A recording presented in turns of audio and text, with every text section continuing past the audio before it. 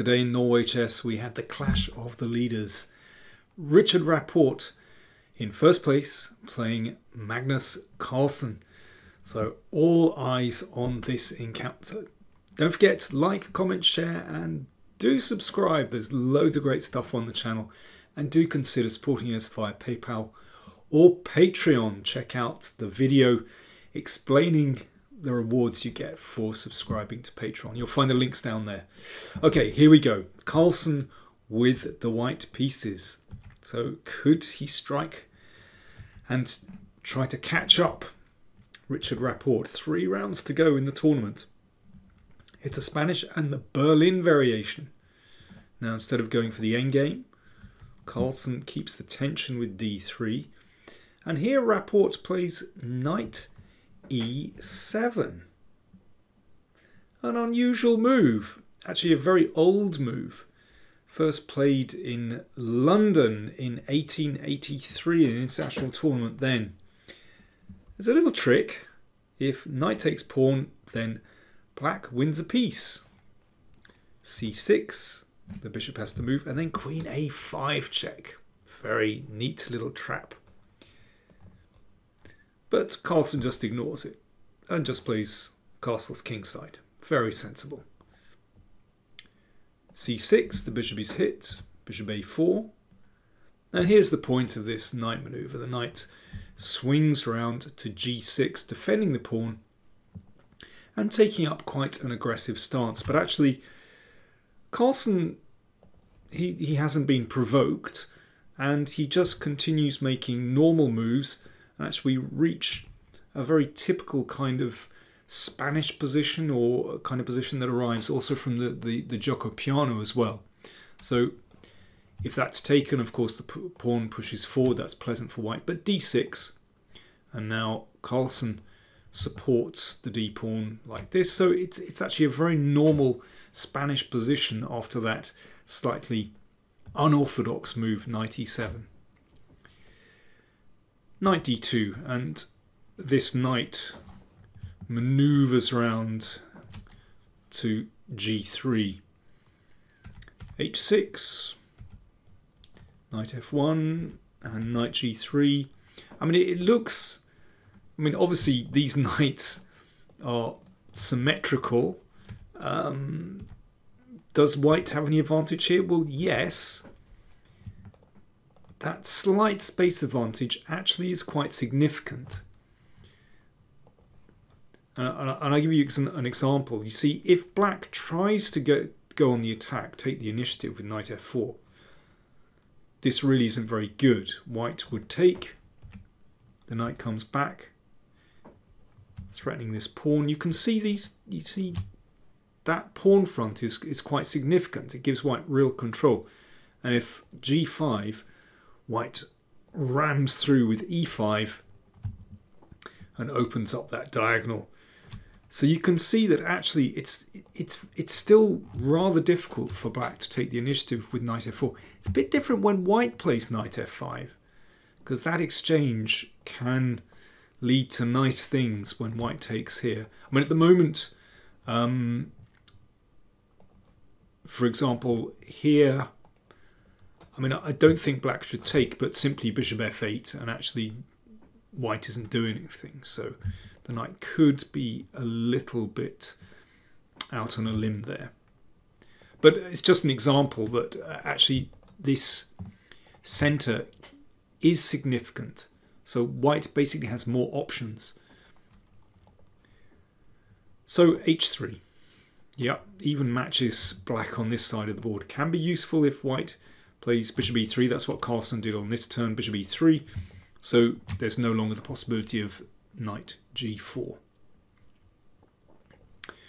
Rook b8. Okay, a little bit of pressure here. Queen d2. So taking control over this diagonal. Very nice. See, white doesn't need to force things. You know, if white just holds the position, then at some moment something is going to turn up. It might be knight f5, it might be a sacrifice. Who knows? It could be on either side of the board actually. b4. but Rapport wants to try and get some counterplay. Bishop d3, pawn takes, bishop e6, queen c2, a little shuffle across. Perhaps Carlsen is making room for the knight. That's one possibility. Well, we're going to see. Actually, the other knight comes across. Rook b7 and now knight f1. So after that pawn exchange, this square becomes significant. It's it's kind of very much a Carlsen position, actually. Reminds me somewhat of a game he played last year against Ariantari, which was another Spanish. Different pieces on the board and very much more simplified, but Carlsen had a very strong knight on c4 against a bad bishop on e7. But it was control over these light squares that was significant. And let's see. Here we go. So Carlsen shifts the knight back and wants to take control over c4. Knight f4, so Rapport gets a little bit of initiative on the king side, but okay, bishop a6, the rook drops back. There's nothing going on the queen side, it just gains a little time. Takes, and now you can see the control over c4 is clearer now. Rook b1, bishop d7, bishop c4, that allows the knight back to e6.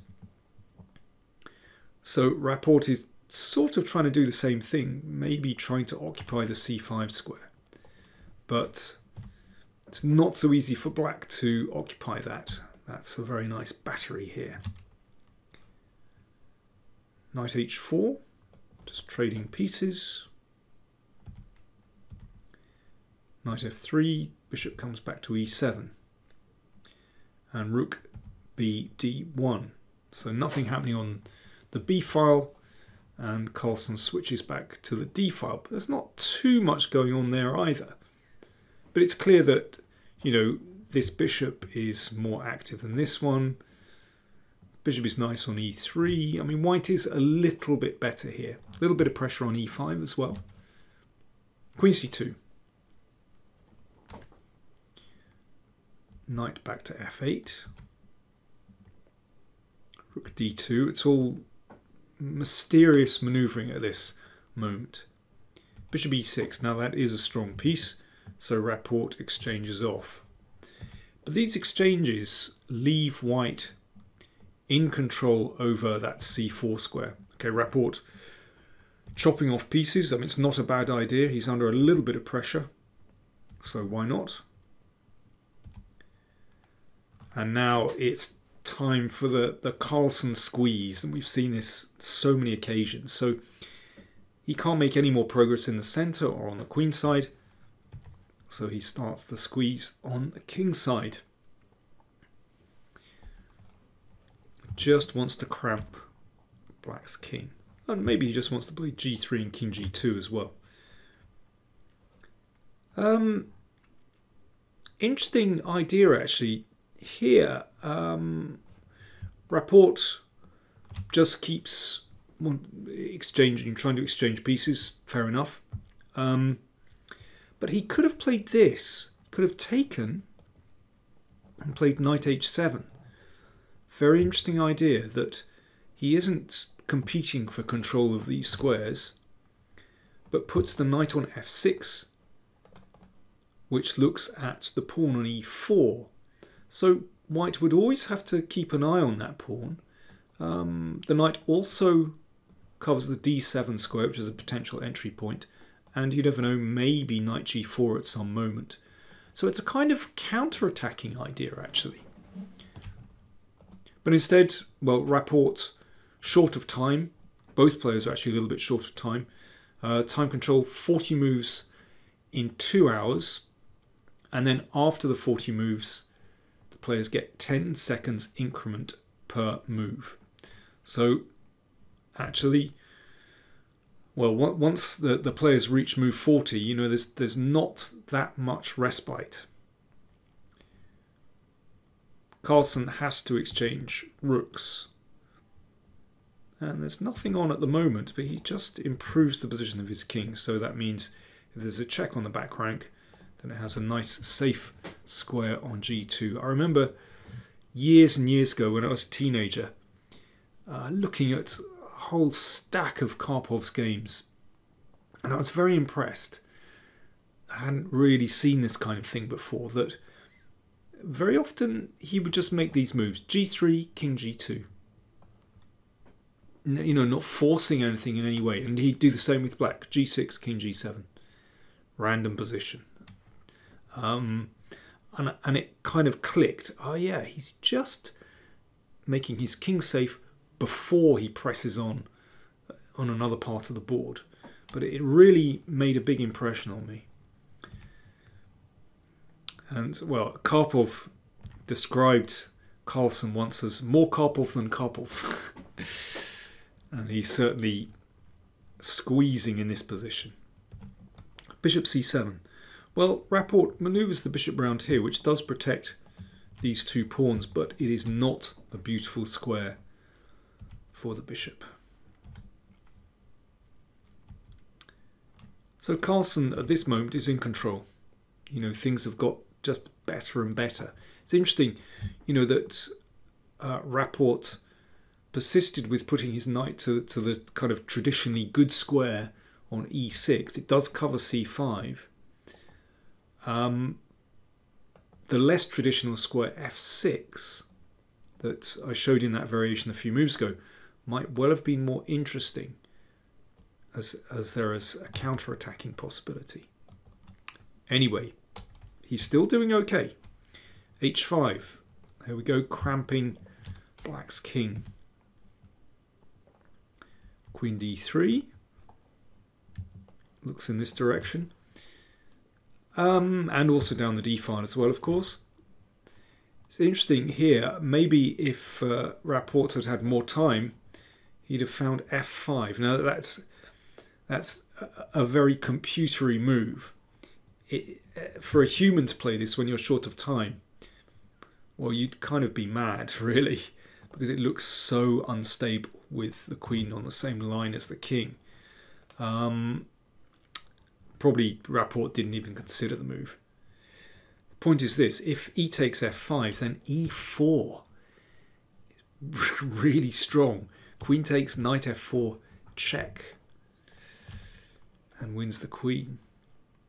Otherwise, what can white do? Well, there's a threat to play f4, and then queen takes h5. Well, in fact, it's still okay for white after this, f4 and g4. And, well, my computer thinks that black has reasonable chances to defend. Who knows? Certainly opens up white's king a little bit. In any case, queen e7, a normal move, was played. Knight back. So that knight swinging around to c4. We've got that good knight against bad bishop, and that's what reminded me of Carlsen's game against Tari. Actually, I think it might have been in Norway Chess last year, from memory. You'll find the video on the channel. I'll put the link down there somewhere. Anyway, you can compare and contrast. But that game also swung over to the king side at the critical moment. So queen d1, here we go, and queen g4. So it's all kind of like clockwork, really. Carlsen starting to increase the pressure. And Rapport always has to think, can I exchange queens? How bad is this endgame? You know, what's going on in this position?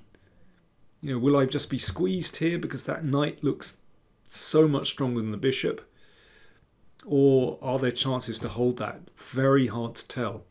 And of course, you know, if Carlsen isn't sure, he can, you know, just duck back with the queen. There's also another move to consider, and that's queen f5 check. Very hard to tell as black when you're very short of time. Knight d7. King f1. That's just kind of passing. And back again. They repeated the position. Now check.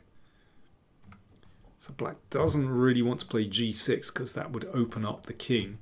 So king g8, but now g4. Now things are really happening. Knight back, g5.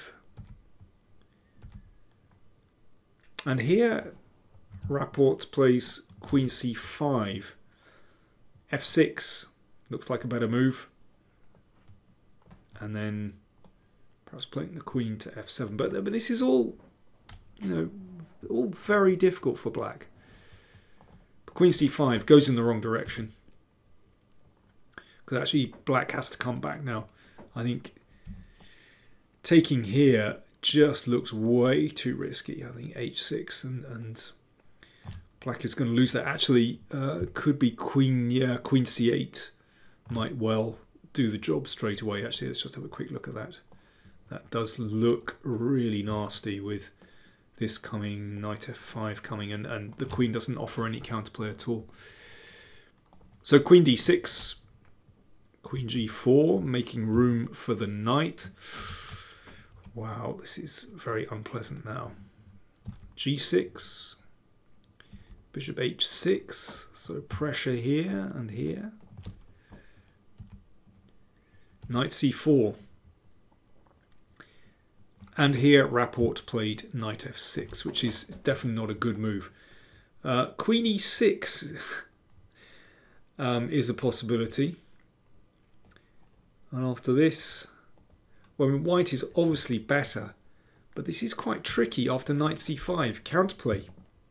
But let's just continue this. Knight a4, knight here, threatening mate in 2 with knight f6, bishop defends, knight takes. What's going on here? It's not over. It's really not over. Black might be able to hold that with a pawn down. So anyway, it's the kind of variation that's impossible to calculate when you've got no time. But knight f6, queen c8. Oh yeah, by the way, of course, knight takes queen, knight takes queen. So check first. So black has to interpose with the queen, and this endgame is hopeless after this very nice move. Black doesn't have a defense now, so pawn takes pawn. And here, knight takes pawn is possible, but Carlsen's move is much cleaner. He plays bishop takes knight, just going for the good knight against bad bishop endgame. King here, knight c6. So now Carlsen's a pawn up. Black's king races across, so a5, king d7, that actually holds.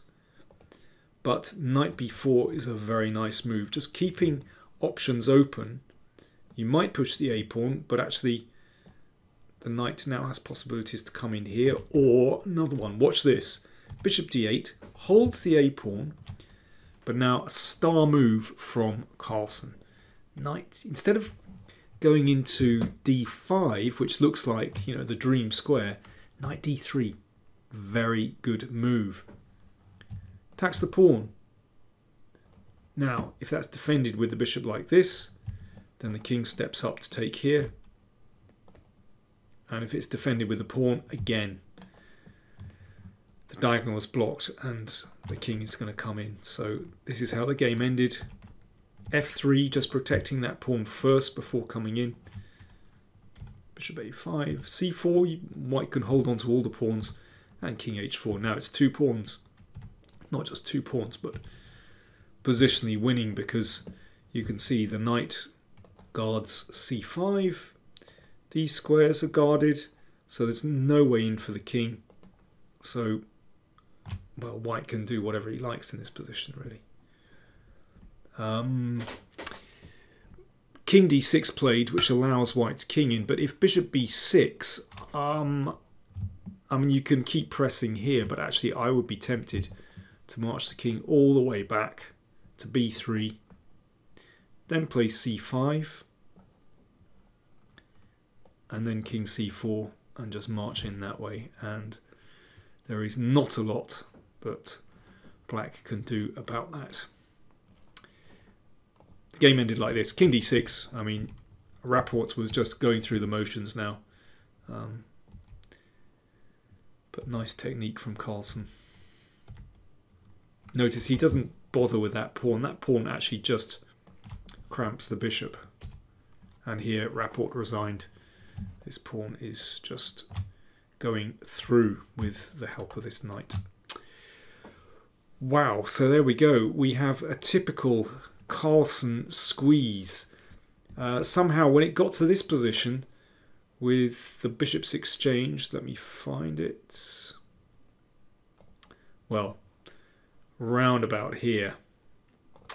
Yeah, once those bishops were exchanged, I just thought, I've seen this one before from Magnus. You know, he just plays these kind of positions absolutely beautifully and plays practically, plays fast, all the pressure on Rapport. So that means with 2 rounds to go, in fact, Richard Rapport is still in the lead with 15.5 points. It's a really weird scoring system. Carlsen has 15 points, just a half a point behind. And then it falls back. So actually, contest is still wide open. Rapport's still in the lead.